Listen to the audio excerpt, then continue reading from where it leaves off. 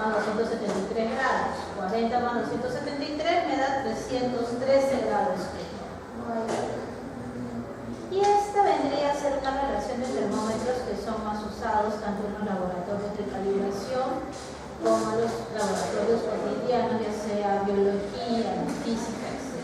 Son termómetros de gas a volumen constante, que tratamos de medir las propiedades termométricas de presión, las de gas con presión constante, con las propiedades de volumen, resistencias eléctricas, donde medimos cómo varía la resistencia eléctrica a medida de que va variando la temperatura.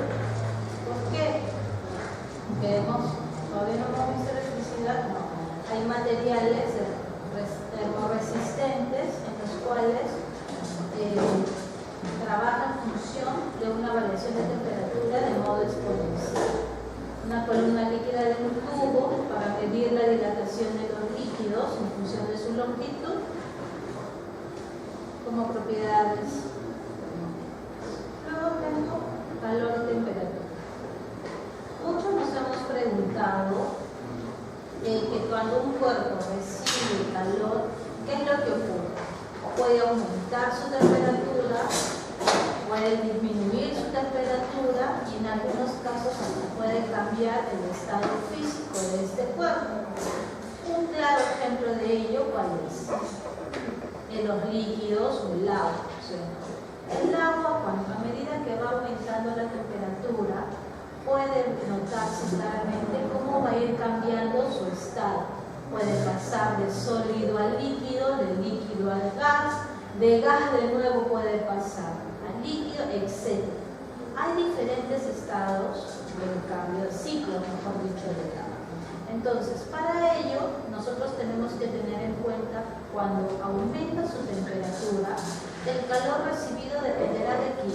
En el caso específico del agua, lo que se quiere es que aumente la variación de temperatura. La masa también tiene que ser constante a medida que se va calentando y también va a depender de una constante térmica, que depende del tipo de sustancia que nosotros estemos hablando. Esa constante se va a llamar calor específico. Y cuando hay un cambio de fase, o mejor dicho, cuando hay un estado físico, ¿qué pasa? Por ejemplo, cuando el hielo ya se convierte completamente en agua, es un cambio de fase total. ¿Qué es lo que ocurre? En este caso me dice la temperatura no va a variar. Se supone que la temperatura tiene que permanecer constante. Entonces, tenemos que ver una dependencia, en primer lugar, de la masa al cambiar su estado y del tipo de sustancia que estamos tratando. Ya no va a haber un cambio de temperatura en función de una constante térmica que es el calor específico. Cuando hay cambio de fase tenemos que hablar de dos tipos de constante, que es el calor latente de fusión, el famoso LF, y el otro es el calor latente de vaporización, LV. ¿Está bien? O puede ocurrir ambas cosas. Un ejemplo de ello, como les dije, es el agua. Tenemos aquí un esquema bien claro donde me da en el eje de las Y la variación de temperatura desde los menos 20 grados hasta los 120 grados. Se supone que aquí el agua está pasando dos fases, ¿sí o no? A los 0 grados hay un cambio de estado y a los 100 grados se supone que también hay un cambio de estado. Pero a medida que va aumentando la temperatura, nos damos cuenta en el eje X que también va aumentando la cantidad de calor añadida. Ahora bien, se supone que cuando hay un aumento de temperatura, en este caso yo tengo hielo, desde menos 20 hasta los 0 grados me está aumentando la temperatura y a la vez me está aumentando la cantidad de calor añadido. Cuando llega al estado de cambio de fase, se supone que predomina el calor latente de fusión del agua. ¿La temperatura cómo está? ¿Constante o variable? Constante. Fíjense aquí cómo está la temperatura. grados hasta los 80, que es el calor añadido, la temperatura permanece constante. Va a depender entonces de quién este cambio de fase, solamente de la masa y del calor latente de fusión. Seguimos aumentando la temperatura, estamos viendo aumentando 20, 40, 60, 80, 100. En este pequeño intervalo el calor también ha aumentado. Entonces, ¿de quién va a depender este aumento de temperatura? De la masa y del calor específico. ¿Está claro? Hasta que llegue un cambio de fase. Dense cuenta dónde empieza. Aproximadamente 165 aproximado de calor y la temperatura permanece constante, 100 grados, hasta los 720 de calor añadido. En este intervalo que se trata de vaporización, estamos utilizando un calor latente de vaporización. La temperatura es constante, solamente va a depender de la masa y el calor latente. Y después viene un aumento de temperatura.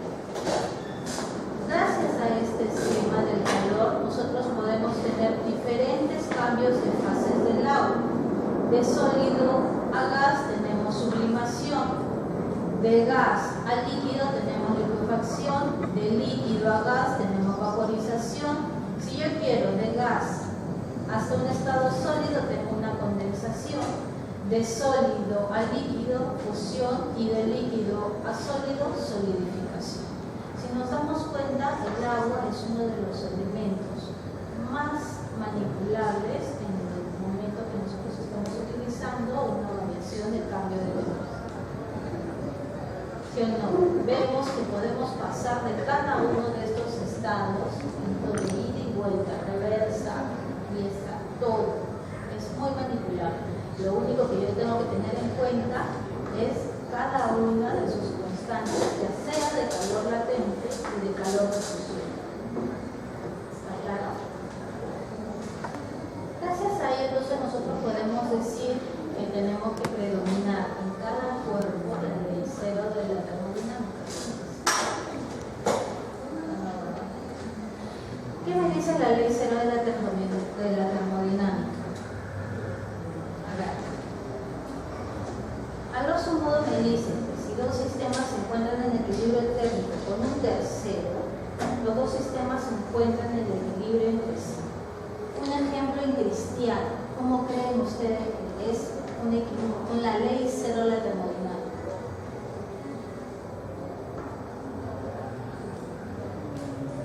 Yo estoy ahorita, he venido corriendo, estoy sudando.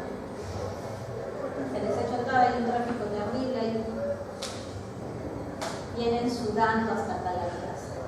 Pero llegan a un salón, no es un salón ideal, donde hay un aire acondicionado y todo el mundo está fresco.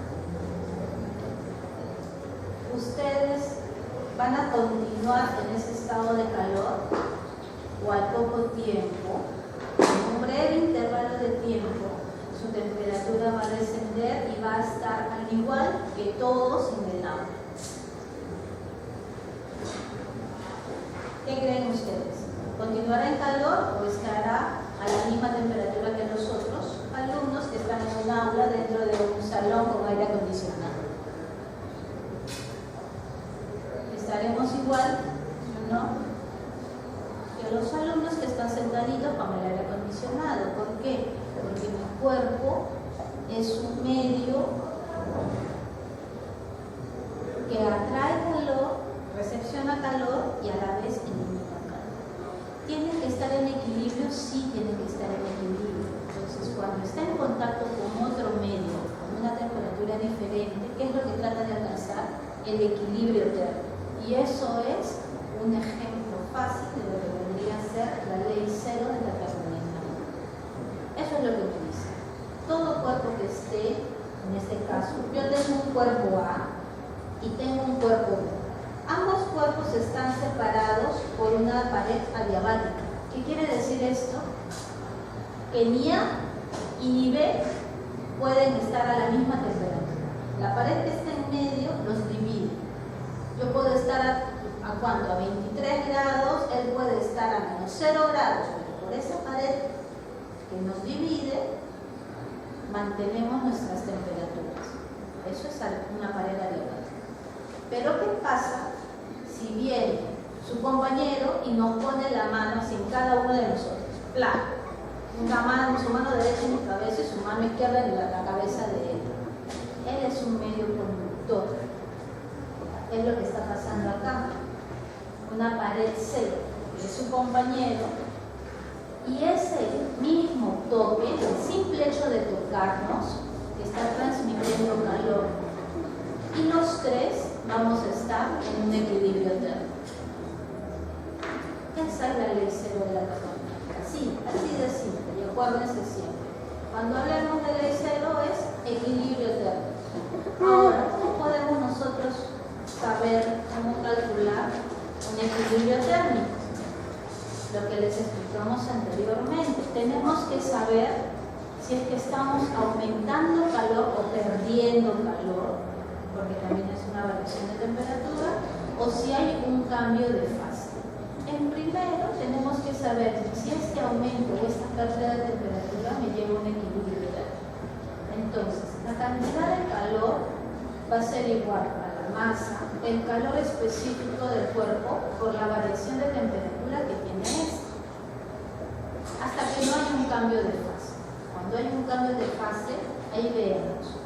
El cambio de fase de fusión va a depender específicamente del calor latente de fusión y su masa, mientras que el calor de vaporización depende del calor latente de vaporización por su masa. En ningún momento hay variación de temperatura.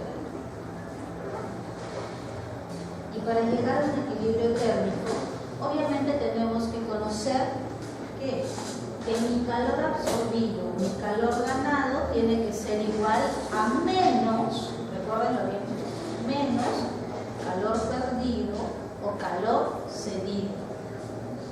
Esa es, de nuevo lo repito, la ley cero de la termodinámica. Estamos en equilibrio. ¿En qué consiste esta ley cero de la termodinámica? Si yo quiero saber el calor absorbido o el calor ganado, masa del cuerpo, en este caso yo tengo dos cuerpos, un cuerpo A con menor temperatura, al tener menor temperatura tiene que llegar a una temperatura en equilibrio, va a absorber calor. Mientras si tengo un cuerpo B de mayor temperatura, va a ceder calor. ¿Sí o no? Entonces, al final ambos me dicen que tienen que terminar a la misma temperatura.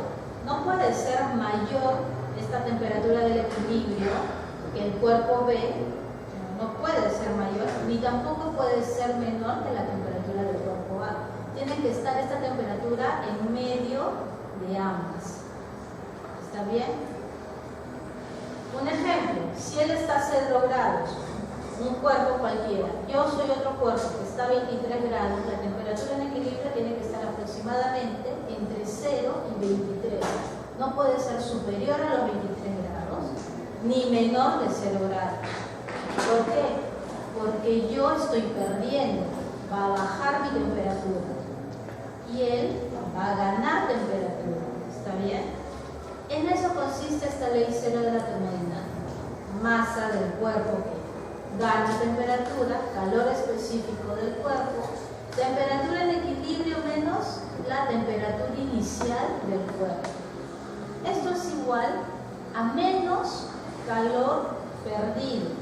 Entonces, menos la masa del cuerpo B, el cuerpo más caliente, calor específico del cuerpo B, temperatura en equilibrio menos temperatura inicial. ¿Se dan cuenta ahí en esa ecuación por qué tiene que ser menos? ¿Se dan cuenta o no? Si la temperatura en equilibrio es menor que la temperatura inicial del cuerpo B, ¿cómo me va a salir esta resta? Negativa. Si toda esta resta me sale negativa, con el signo negativo que tengo adelante, positivo. Positivo tiene que ser igual a algo positivo de mi otro lado, por eso que hay esa igualdad. Por eso lo repito, nunca se olviden de ese signo negativo. ¿Está bien? Varía. Si por algo ustedes me confunden y ponen temperatura inicial menos temperatura en equilibrio y le colocan el menos acá, me lo cambian todo. ¿Se dan cuenta? Es muy importante el signo y el sentido que nosotros le estamos dando a toda la ecuación. Si voy a cambiar, por ejemplo, el cambio aquí, no va a ser temperatura en equilibrio menos temperatura inicial, sino temperatura inicial menos temperatura en equilibrio, ya no le coloco el signo negativo aquí adelante, para que permanezca ambos lados positivos. Un ejemplo de ello, vamos a verlo acá. Me dice, si introduce una bolita de 200 gramos de hierro que se encuentra a 120 grados centígrados en un recipiente con medio litro de agua a 18 grados. A ver, así a simple vista, ¿quién va a ganar y quién va a perder? ¿El agua gana o pierde? Gana. El hierro está a 120 grados, va a perder. Entonces la temperatura en equilibrio tiene que estar entre 120 y 18 grados. ¿Ya?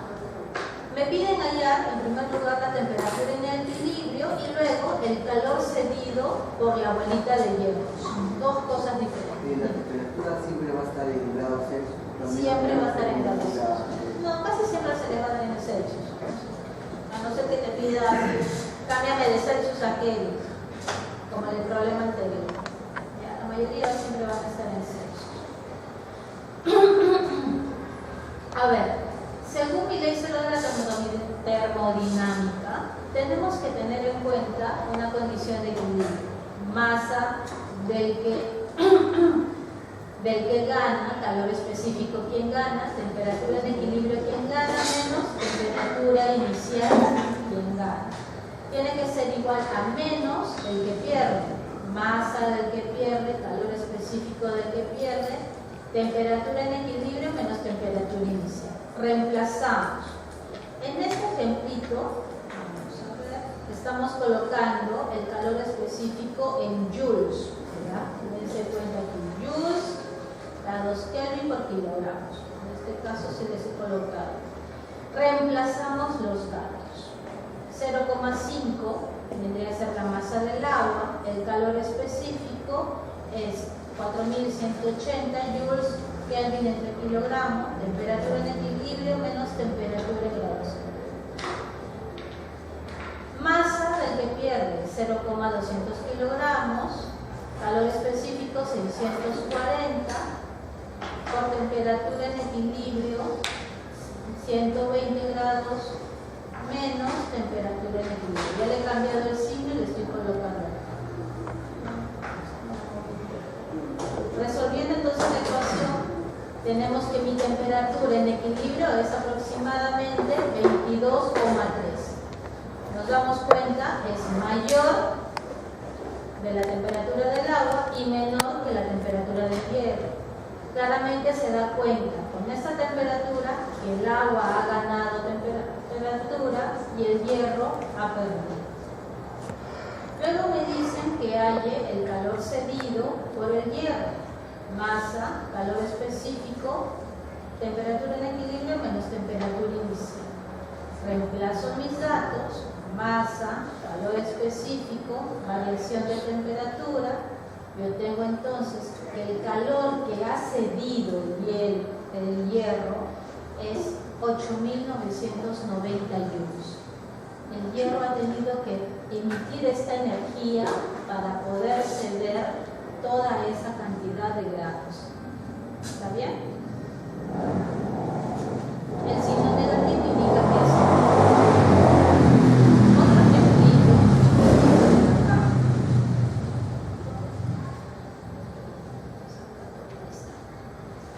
Otro ejemplito que les he colocado acá también es bien sencillito. Me dice calcular el calor necesario para transformar 1 kilogramo de hielo que se encuentra a menos 10 grados en vapor de agua a 110 grados. Si nos damos cuenta, este ejercicio va a venir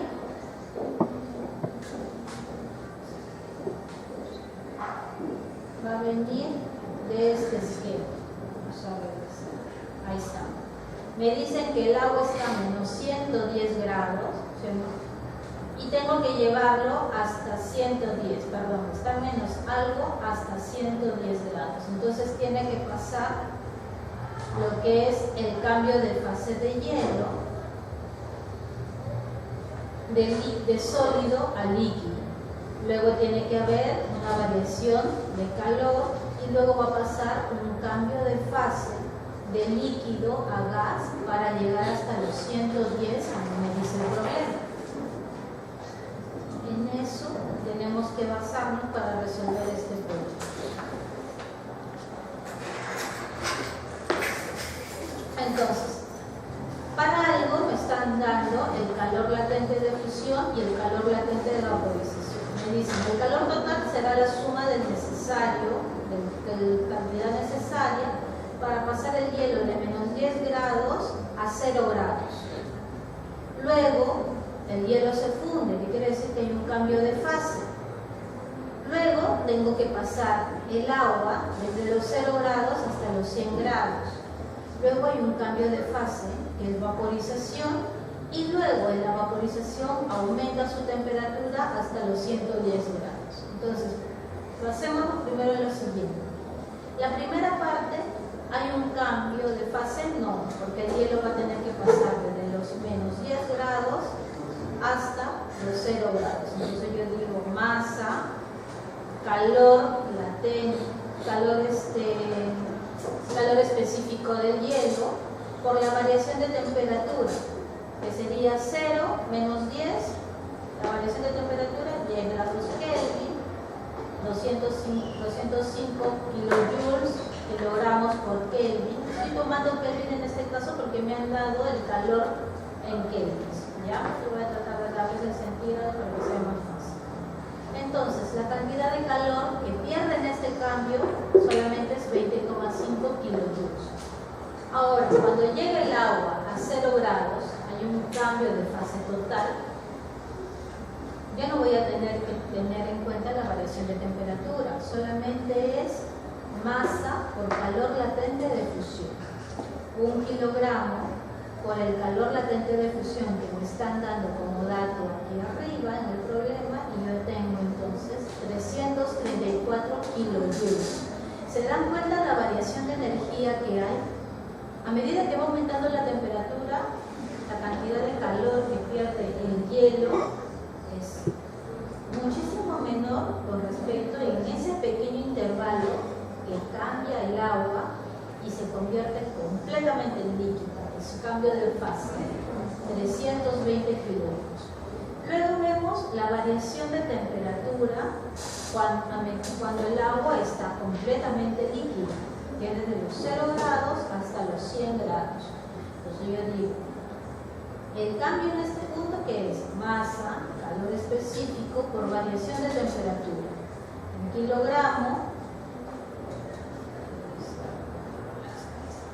1 kilogramo, los 4,18 kilogramos por Kelvin entre la variación de temperatura. Y tengo 418 kilojoules. Dense cuenta que a pesar de tener un cambio de una variación de temperatura desde los 0 hasta los 100 grados, hay muy poca diferencia en la cantidad de calor, ¿no?, cedido por el agua en este intervalo, comparándolo con el cambio de fusión del hielo a líquido.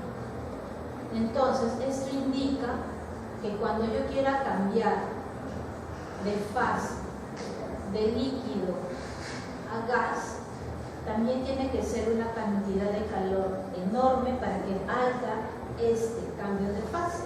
Vamos a comprobarlo. El punto número 4 me dice que ya tengo que ver el cambio de fase del agua a gas. Calor latente de vaporización por masa. 1 kilogramo por el calor latente de vaporización me sale 2.260 kilojoules. Es enorme, si nos estamos dando cuenta en ese intervalo.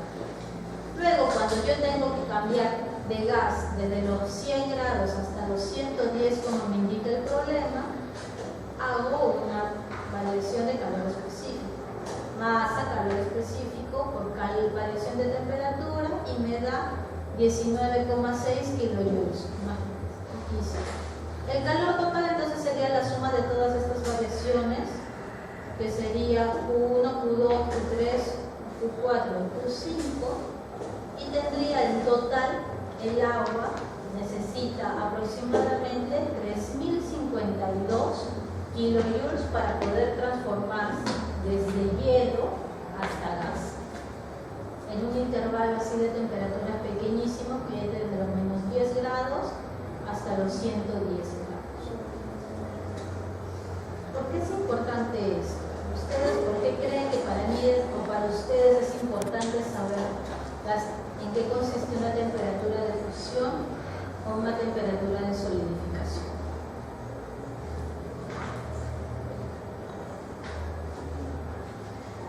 Algo por ahí que se les ocurra. En sí es muy importante, ¿saben por qué? Se supone que ustedes van a ser futuros tecnólogos médicos. El primer aparato que van a tener que agarrar, ¿cuál va a ser? Un rayos X simple. El tubo de rayos X simple, ¿de qué material tiene que estar hecho? Mercurio. ¿Cómo? Fuerte. Sí. ¿El tubo en la ampolla o lo que tiene? El tubo en sí, el tubo. Yo no digo toda la ampolla. El tubo de rayos X, ¿de qué está formado? ¿Qué tiene? Tiene un ánodo y un cátodo. ¿Dónde se forman los rayos X? ¿En el ánodo o en el cátodo? En el ánodo. ¿De qué material específicamente está hecho el ánodo? Tungsteno como líquido. ¿Alguien sabe muy bien cuál es la temperatura de fusión y de solidificación del tungsteno? Se supone que el tungsteno que ustedes tienen en su tubo de rayos X es sólido. Entonces, ¿qué tenemos que evitar en ese tungsteno? Que se vuelva líquido. Entonces, ¿qué tipo de temperatura debo de tener en cuenta? ¿Fusión o solidificación? Fusión. Ahora, ¿alguien sabe cuál es la temperatura de fusión del tungsteno?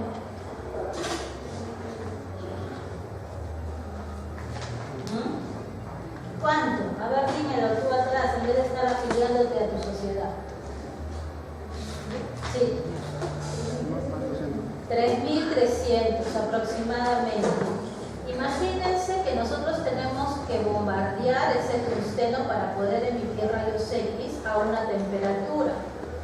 Pero esa temperatura no debe de ser superior a los aproximadamente 3.300 grados. Son 3.300, es bastante. ¿Qué es lo que ocurre si yo supero estos 3.300 grados? ¿Qué pasaría con el tungsteno? Se derrite.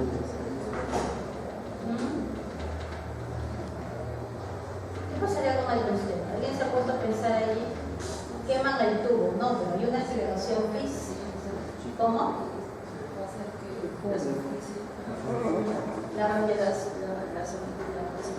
Cambia la superficie, cambia la forma de cómo se están emitiendo los rayos. Recuerden que están dentro de una ampolla que está al vacío. Al haber una fusión de este metal, no solamente hay una fusión, sino también se emiten gases, y estos gases también van a interactuar en la producción de rayos X. Va a haber mucho más radiación dispersa, va a haber obviamente radiación de fuga, y eso es lo que ustedes tratan de evitar, porque como son operadores, tienen que evitar todo tipo de radiación, tanto dispersa como de fuga, para que ustedes puedan obtener una menor dosis ocupacional. Ahora, ¿quién obliga a que mi equipo esté calentándose hasta poder ocasionar una pequeña fisura en el ánodo?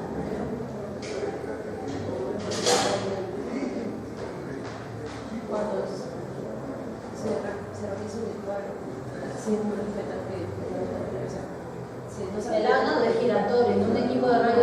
convencional es giratorio. No sé que se está trabajando con un rayos X dental que sí es fijo.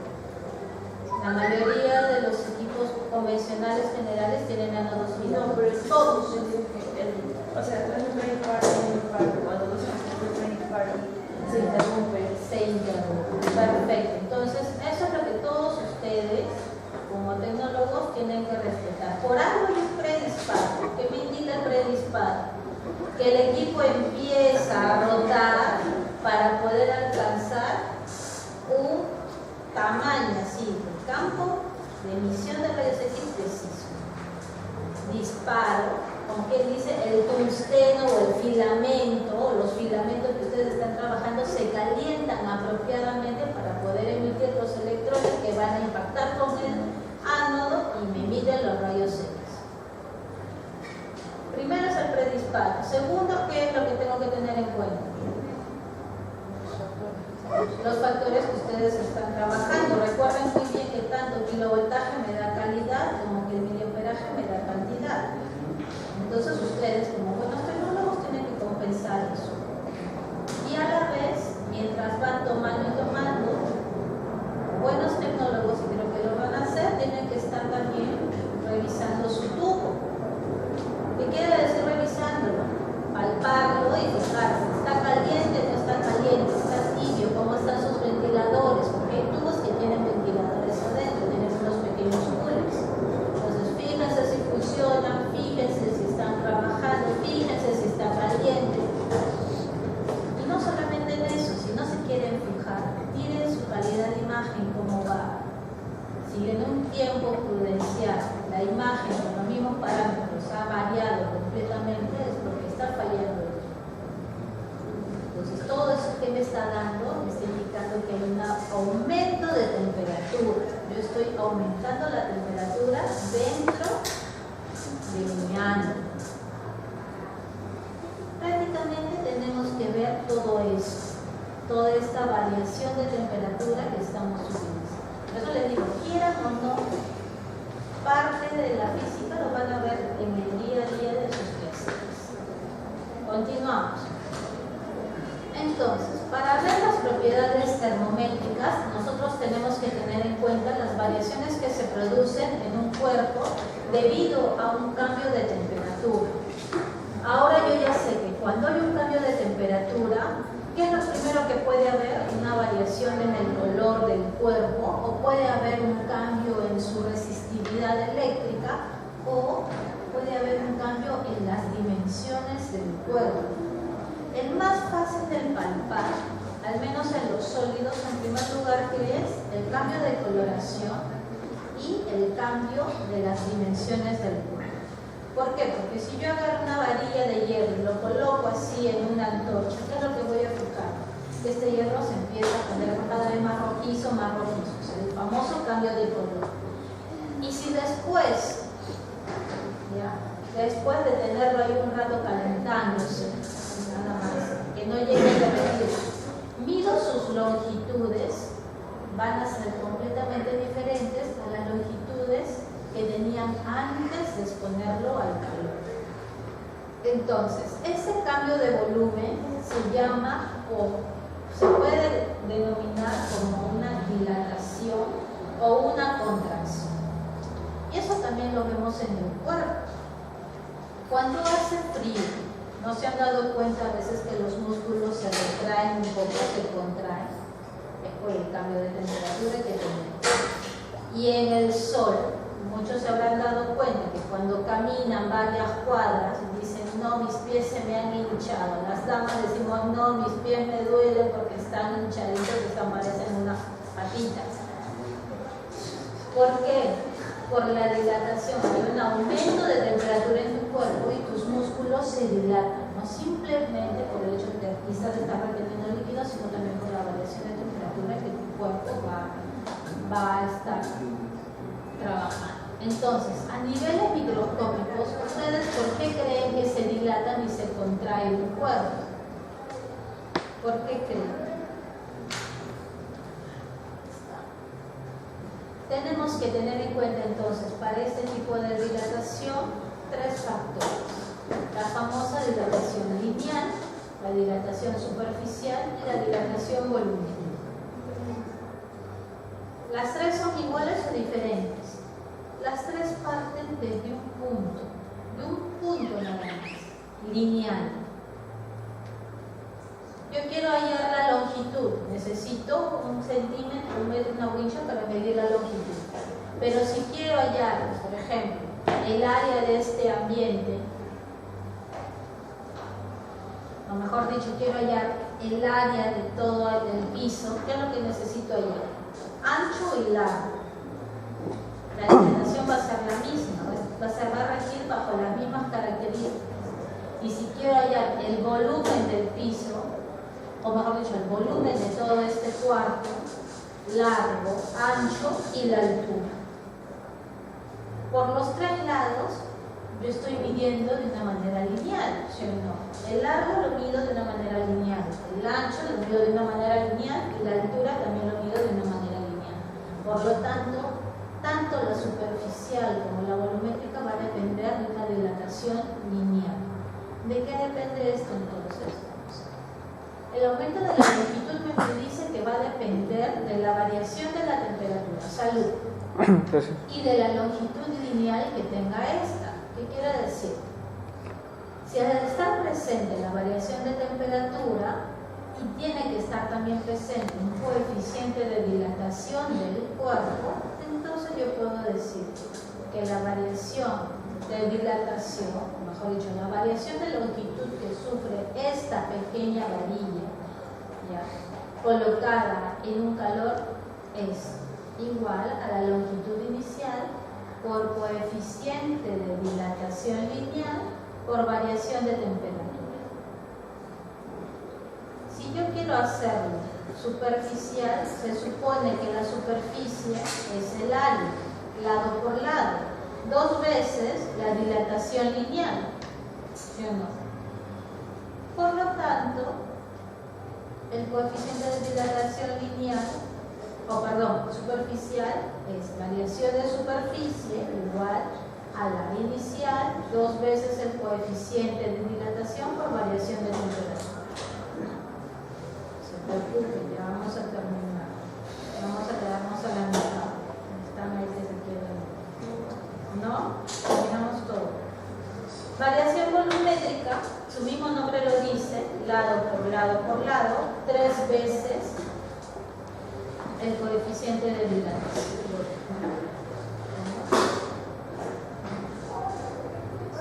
Y en los líquidos, para mí un líquido es sumamente difícil poder ver cómo se dilata, ¿sí o no? El líquido necesita estar dentro de una ampolla o de un recipiente o de algo, de un envase que lo contenga. Y si yo lo caliento el líquido, igual voy a tener que calentar el recipiente que lo contiene.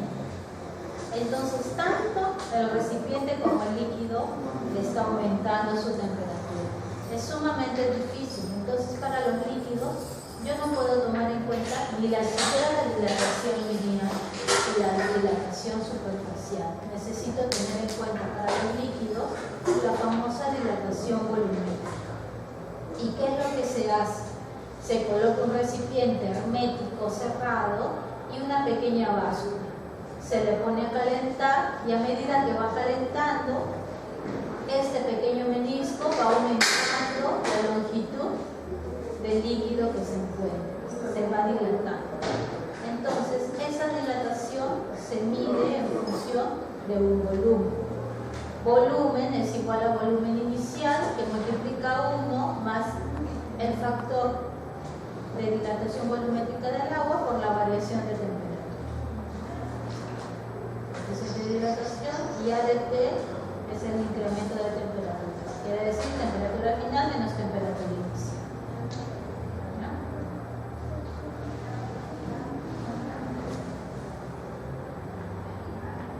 Ahora, ya hemos visto que gracias al calor, ¿qué pasa?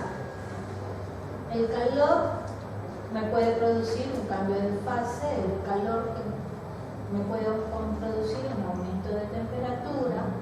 Este aumento de temperatura, dependiendo dependiendo del cuerpo que yo esté calentando. Si son sólidos, se dilatan linealmente, volumétricamente o superficialmente. Si son líquidos, se dilatan volumétricamente. Y el líquido tiene casi las mismas propiedades que un gas, entonces los gases también se dilatan volumétricamente.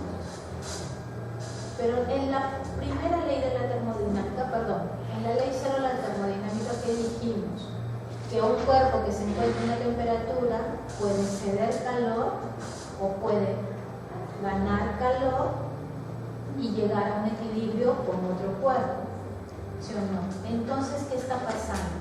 Está transfiriendo calor. Imagínense que hay un cuerpo que transfiere calor.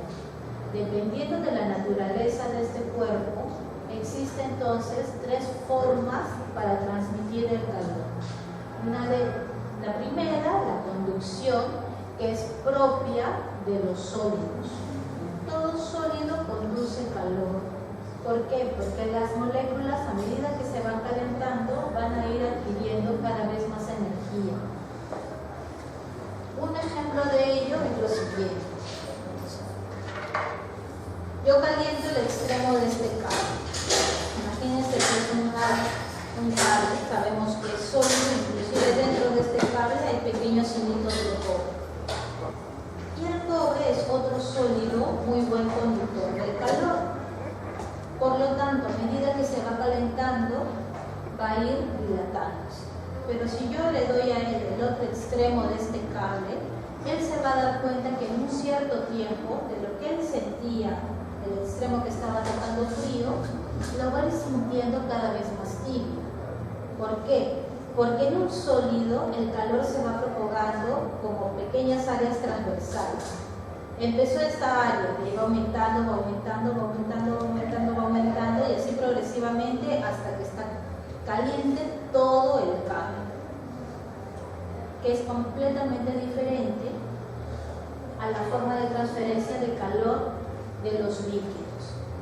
Los líquidos transfieren calor por convección. ¿Qué quiere decir? En un fluido cuando está caliente, ¿qué es lo que ocurre? O mejor dicho, ¿alguien se ha puesto a pensar cómo se calientan las moléculas del agua dentro de una tetera, dentro de una olla? Se agitan, bien claro lo dijimos al principio, sus moléculas se agitan. Pero ¿cuál creen ustedes que van a ser las primeras moléculas en calentarse? Las que están en la superficie o las que están abajo, en la hornilla, las que están más cerca de la hornilla. Estas moléculas que están pegadas a la hornilla están así, choque, porque se están agitando. Al agitarse se están chocando y al chocar van a desplazarse hacia un lado más frío. Y estas moléculas que están calientes llegan a la superficie que está fría y desplazan a las frías hacia abajo. Eso es un ciclo. Y ese ciclo se llama forma de transferencia de calor por convección. Entonces, conducción, todos los sólidos conducen calor. Convección, gases y líquidos, específicamente, conveccionan el calor. Y la radiación también es una transferencia de calor. ¿Dónde está presente la radiación? Se produce que toda radiación es producto de ¿qué? De ondas electromagnéticas. Estas ondas electromagnéticas, ¿qué van a hacer? Van a llegar hacia un cuerpo y pueden alterar, ¿sí o no?, su composición, haciéndolo que pierdan energía. Y parte de esta energía es energía térmica. Transfieren calor de esa forma. Ahora, ¿quiénes son cuerpos radiactivos? ¿El Sol ustedes creen que transfiere calor por radiación? Sí. Es un ejemplo muy claro de un cuerpo que emite calor por ondas electromagnéticas. ¿Ya? El cuerpo humano, ¿creen ustedes que transfiere calor, conduce calor o propaga calor por convección? ¿Por convección, por conducción o por radiación? El cuerpo humano, ¿ya?, gracias a la ley de Stefan Boltzmann, que es la que les están mencionando allí, transfiere el calor, pero en función de un flujo, de una manera, en función, de una constante de Boltzmann, que esta constante varía en función de la emisión superficial. ¿Qué quiere decir esto? De una variación del cuerpo en función a un cuerpo negro, por una constante de superficie y por la temperatura del cuerpo al cuadrado. ¿Qué quiere decir esto? Que el ser humano es el único que puede eliminar calor tanto por evaporización, tanto por convección y tanto por radiación. La única forma que no puede eliminar calor es por conducción. Lo único. Aunque hay algunos que dicen que sí, ¿por qué? Porque la mayoría, todo nuestro sistema esquelético está formado ¿por qué? Por minerales óseos, minerales de sal, magnesio, etcétera, de una manera solidificada. Y el simple hecho de estar solidificado dice que cuando está así, en una variación mínima de temperatura, los cuerpos se van dilatando. Y esto es el efecto que producen los niños a medida que van creciendo. Los niños mayormente tienen un nivel térmico, o mejor dicho, una temperatura corporal que es superior a un adulto, completamente diferente a un adulto promedio o completamente diferente a un adulto mayor. Los niños tienen una temperatura corporal mucho mayor y eso hace que los huesos se dilaten. Todavía no está comprobado, pero al menos estos tres sí son sumamente comprobados. ¿Por qué? Porque el cuerpo suda, el cuerpo humano emite calor y el cuerpo humano genera un intercambio de aires con respecto al medio. El simple hecho que nosotros estemos respirando, inhalando y exhalando, hay un intercambio de gases. Nosotros estamos emitiendo ya sea un gas corporal en el aliento, en el suspiro o en cualquier momento, estamos emitiendo un intercambio de gases con el exterior. Y nosotros entonces estamos cediendo calor al exterior y ese simple suspiro, o ese simple bostezo, o esa simple inhalación de aire, estamos transmitiendo calor al ambiente por convección. La ley de No está. La cantidad de calor que nosotros tenemos, gracias a Stefan Boltzmann, está en función de un calor de flujo por unidad de tiempo. Si te das cuenta, el calor y el tiempo está directamente proporcional. Tenemos que multiplicarle un coeficiente de emisividad de la superficie, que varía en función del 0 a 1. ¿Y por qué le pongo un cuerpo negro? Porque se supone que un cuerpo negro absorbe la mayor cantidad de radiación electromagnética. Entonces, como absorbe la mayor cantidad de radiación electromagnética, nosotros tenemos que tener en cuenta el 1 para una emisión de un cuerpo completamente negro. Luego tenemos que tener en cuenta la constante de Stefan Boltzmann, que me vale en función a los 4,87 kilocalorías de hombre por metro cuadrado, o 5,7 joules por segundo metro cuadrado. Si nos damos cuenta, cada uno de estos factores son coeficientes. Lo único que yo tengo que tener en cuenta que es el calor que yo estoy emitiendo, que estoy propagando, que estoy perdiendo, mejor dicho, la energía radiante que va a tener este cuerpo está directamente proporcional a la temperatura. En este caso yo no estoy hablando directamente del hombre, sino estoy hablando de un cuerpo radiante en sí. ¿Cuál es un cuerpo radiante? Como le dije bien claro, los astros, o mejor dicho, los cuerpos celestes que tengo en el universo se considera un cuerpo radiante. Y todos se basan en esta pequeña ley, porque me emiten calor, ¿ya? Y emiten calor por radiación. Entonces, convección. Transmisión de calor por conducción, cuerpos y objetos se pueden tocar, como les dije, mayormente predomina lo que vendría a ser los sólidos. Un pequeño ejemplo me dice que en este proceso se pierde el 3,5 del calor, Si el medio circundante es aire a temperaturas normales y es completamente diferente si se transfiere en agua, y la radiación de calor y la emisión de calor por radiación, me dice que todo cuerpo con una temperatura mayor a los 26,5 grados, mayormente somos nosotros los seres humanos, irradia calor al ambiente por este medio a través de ondas electromagnéticas. En este proceso nosotros estamos perdiendo aproximadamente el 60% de nuestro calor corporal. Y esta entrega del calor por radiación diaria en una persona oscila aproximadamente en los 4.200 o 6.300 joules o 6,3 kilojoules por día. Y eso es de una manera natural, no hay que asustarnos, natural que nosotros perdamos este calor.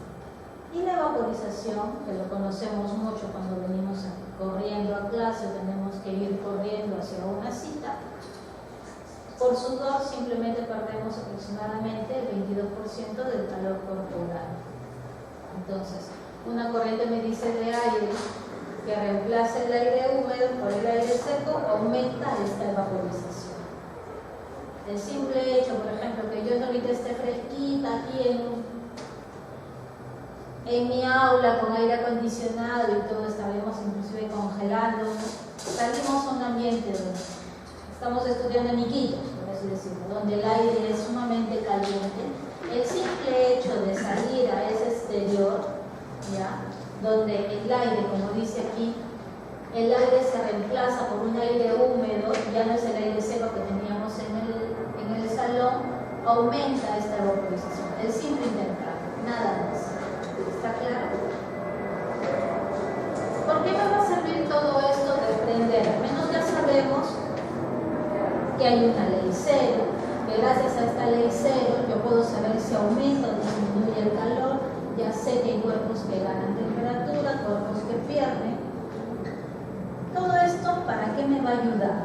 Porque se supone que no solamente existe una ley de termodinámica, existe una primera ley de la termodinámica y existe también una segunda ley de la termodinámica. ¿Ya? Vamos a hablar así a grosso modo de ambas, porque es sumamente importante. Primero, estamos hablando o tenemos que tener en cuenta un concepto de lo que es un sistema físico, un medio ambiente que nos rodea y de una frontera. ¿Qué quiere decir esto? Ustedes pueden ser todo un sistema físico. La piel es su frontera y están rodeados por un medio ambiente.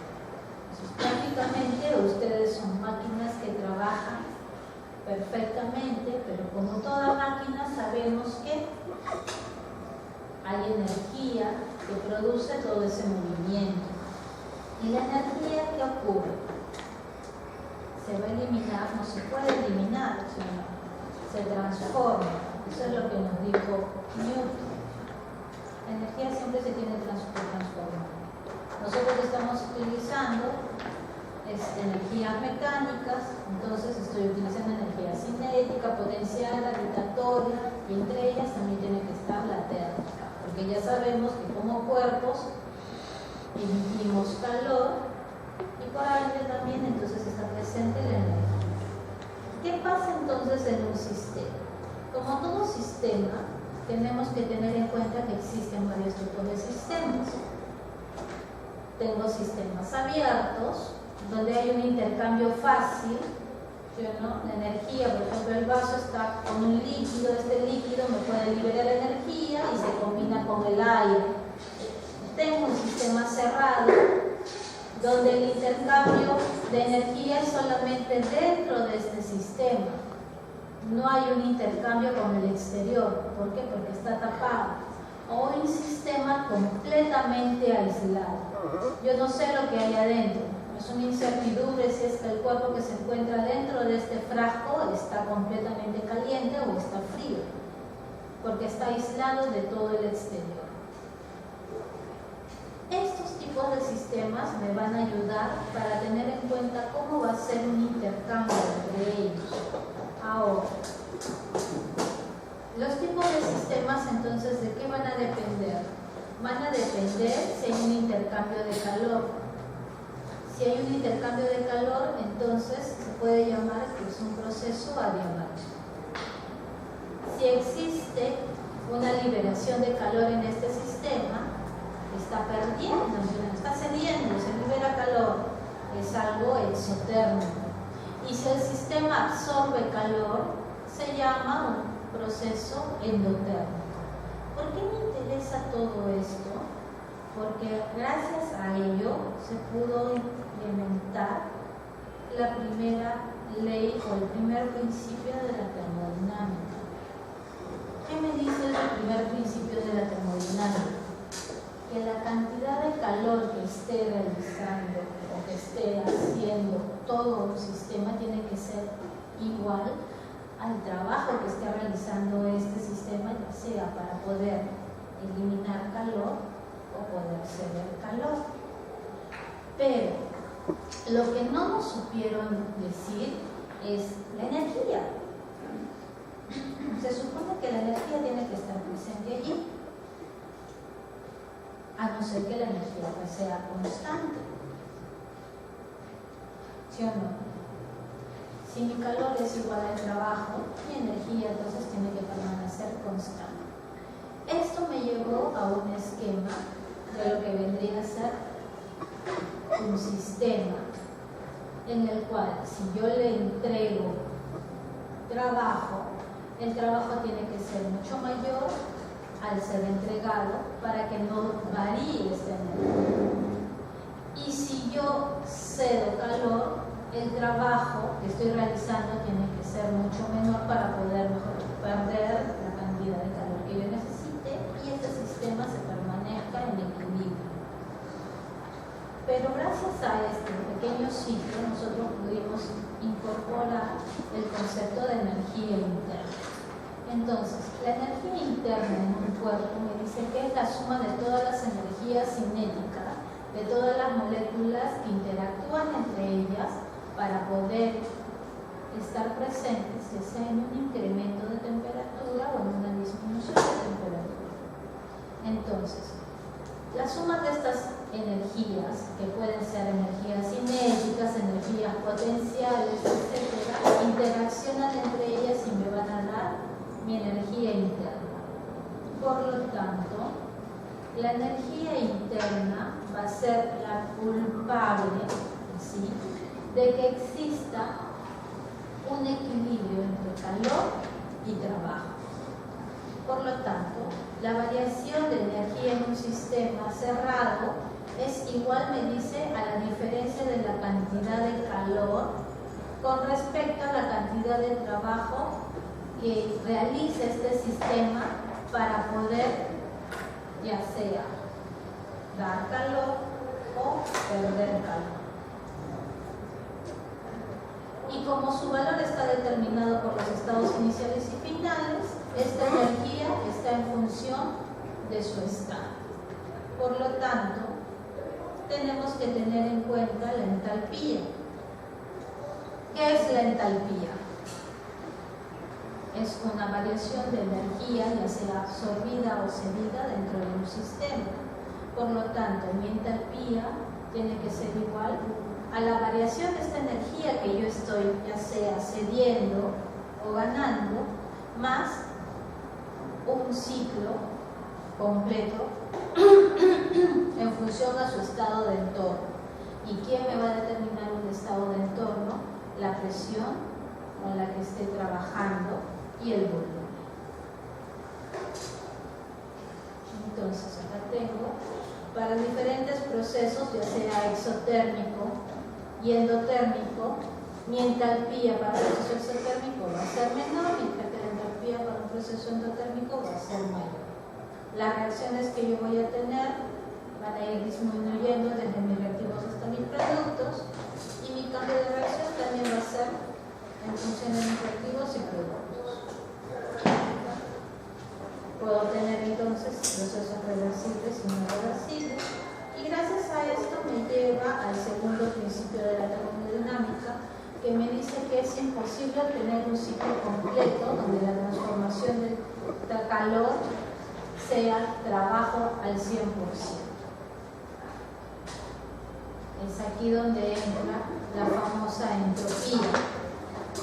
¿Que la entropía cuál es? Es la medida cuantitativa de un desorden.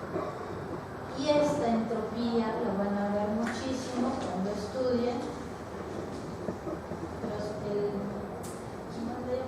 física de radiaciones, porque tienen que ver bastante lo que es los desórdenes cuánticos que puede generar cualquier proceso electromagnético. ¿Ya? ¿Qué me quiere decir entonces? Recuerden, entropía es la cantidad de desorden que puede ocurrir en un sistema, ya sea por pérdida o por ganancia de calor entre sus moléculas. Entonces, la entropía va a estar en función de la cantidad de calor por la variación de temperatura que yo voy a tener, ya que un cuerpo, mientras más ordenadito esté, ¿qué quiere decir? Que va a tener menor entropía. Pero cuando el cuerpo empieza a moverse sus moléculas completamente distorsionadas y disparadas, es que ya hay una variación de entropía. ¿Qué quiere decir esto? Que la cantidad de calor que está emitiendo este cuerpo está cada vez mayor con respecto a la temperatura. Entonces, para tener en cuenta la entropía, si la entropía es igual a 0, el proceso me dice que va a ser reversible y se encuentra en equilibrio. Si la entropía es superior a 0, es un proceso espontáneo. No es reversible, pero sí puede ser mejorado. Pero cuando la entropía es menor de 0, el proceso es definitivamente imposible. Entonces, para que varíe esta entropía, nosotros tenemos que tener en cuenta 3 factores fundamentales. ¿Cuáles son estos factores? La presión, la temperatura y la cantidad de la sustancia que se está trabajando. Ahora, si nosotros hablamos de presión, temperatura y N, que vendría a ser una cantidad de sustancia en moles, ¿a qué nos estamos refiriendo? Y N, número 1. Un gas ideal. O sea, tenemos que tener en cuenta la ecuación ideal de los gases para poder estudiar en sí lo que vendría a ser mi fenómeno de entropía. Eso lo podemos utilizar en ¿qué? En gases. Pero cuando estamos hablando de sólidos, ¿ustedes creen que es posible utilizar esa ecuación? No, porque esa es la ecuación ideal de los gases. Cuando estamos hablando de sólidos, ya no podemos utilizar eso. Tenemos que estudiar la entropía en sí como una variación de calor entre temperatura. ¿Está bien? Por eso la mayoría de los fenómenos que estudian los procesos termoquímicos o físico-químicos van a poner bastante ejemplo, pero ya con gases ideales. Y se incluye esto en el cambio de entropía. Nosotros tenemos acá, por ejemplo, el sistema con todo su medio alrededor. Tenemos que para procesos exotérmicos el sistema transfiere calor a sus alrededores y esto que va a hacer que aumente el movimiento de sus moléculas en su entorno. Ahora, si el sistema es endotérmico, el resultado que va a hacer que sus moléculas cada vez van a estar cada vez más quietas, van a llegar inclusive a estar completamente estáticas. Al llegar a un estado en que vuelve casi al inicio, prácticamente todas se vuelven a poner enfiladitas, se ordenaditas. Por lo tanto, la entropía es mucho menor. Entonces, siempre que recuerden procesos exotérmicos, mayor entropía, procesos endotérmicos, menor entropía. Y si recuerdan esto, volvemos de nuevo a nuestro tubo de rayos X. Todo esto ocurre, prácticamente la segunda ley de la termodinámica también ocurre cuando nosotros estamos fundiendo el ánodo. Justo cuando se funde hay una liberación, como les digo, no solamente de gases, sino que usted no se funde, forma pequeñas ampollas y esa pequeña obstrucción en todo el barrido liso que tenía el ánodo, que va a ocurrir emisión de radiación dispersa. ¿Y qué radiación dispersa? Son ondas electromagnéticas. ¿sí o no? Y al tener ondas electromagnéticas en toda una aglomeración que es una ampolla, ¿qué es lo que está haciendo? Está haciendo que se caliente. Y al calentarse cada vez más, ¿cómo están sus moléculas? En continuo movimiento y están sumamente desordenadas. Por lo tanto, es un proceso exotérmico o endotérmico. ¿Qué creen ustedes? ¿Están desordenadas o completamente desordenadas? Están desordenadas. Al estar desordenadas es exotérmico. Al estar en exotérmico hay un aumento de entropía. Al haber un aumento de entropía hay una liberación de energía. Y eso es lo que vamos a ver. Entonces, la energía libre es un potencial termodinámico, me dice, que me mide la espontaneidad de un proceso en función de la temperatura y a una presión constante. Para energías libres, entonces, con una ganancia superior a cero, mis reactivos van a ser mucho mayores que mis productos. Mientras que para una reacción espontánea, reactivos menores que productos. Esto solamente les estoy dejando como bibliografía, ¿ya? Como son las reacciones.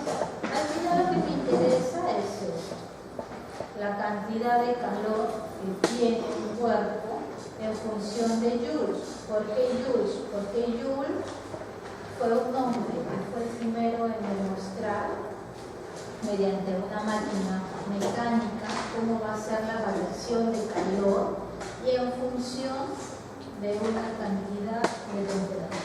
Entonces, un joule es igual a 0,24 calorías, o una caloría es igual a 4,18 joules. Con esto termina la clase. Lo primero que quiero, al menos que recuerden, más que nada es el principio. La primera y la segunda, el saldo.